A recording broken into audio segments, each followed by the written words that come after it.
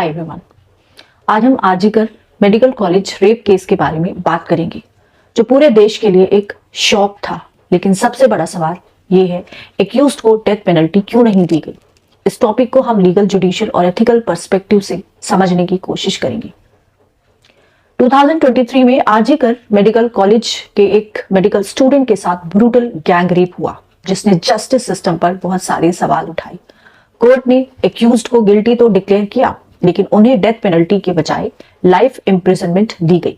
ये डिसीजन क्यों हुआ, आइए समझते हैं। सबसे पहले बात करते हैं लीगल फ्रेमवर्क की। सुप्रीम कोर्ट ने Bachan Singh versus state of Punjab 1980 case में rarest of the rare doctrine introduce की थी। इस डॉक्ट्राइन के मुताबिक डेथ पेनल्टी तभी दी जा सकती है जब क्राइम एक्सेप्शनली ब्रूटल हो और एक्यूज्ड के रिफॉर्म होने का कोई स्कोप ना हो। यानी पनिशमेंट का पर्पज सिर्फ रेट्रीब्यूशन नहीं, बल्कि जस्टिस और रिहैबिलिटेशन होना चाहिए।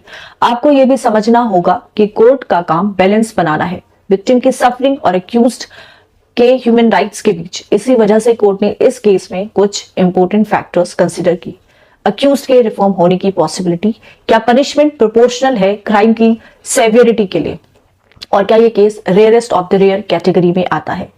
एथिकल पर्सपेक्टिव से देखा जाए तो डेथ पेनल्टी पर हमेशा डिबेट रही है। सपोर्टर्स कहते हैं कि ये डेटरेंट का काम करती है, जबकि ओपोनेंट्स आर्ग्यू करते हैं कि ये ह्यूमन राइट्स के अगेंस्ट है। यूनाइटेड नेशन और कई डेवलप्ड कंट्रीज ने डेथ पेनल्टी को एबॉलिश कर दिया है, जबकि इंडिया में ये एक्सेप्शनल केसेस के लिए अभी भी लागू है। ये केस हमें एक इंपॉर्टेंट लेसन देता है, जुडिशियल डिस्क्रिशन और कॉन्स्टिट्यूशनल मोरालिटी को बैलेंस करना। लेकिन ये सवाल अभी भी रेलिवेंट है, क्या लाइफ इम्प्रिजनमेंट जस्टिस डिलीवर करता है या फांसी की सजा देनी चाहिए थी। In conclusion, RG Kar rape case सिर्फ एक वर्डिक्ट नहीं, बल्कि हमारी लीगल और एथिकल सिस्टम्स की कॉम्प्लेक्सिटीज को हाईलाइट करता है। इस तरह के टॉपिक्स पर एक बैलेंस्ड और एनालिटिकल अप्रोच रखनी होगी।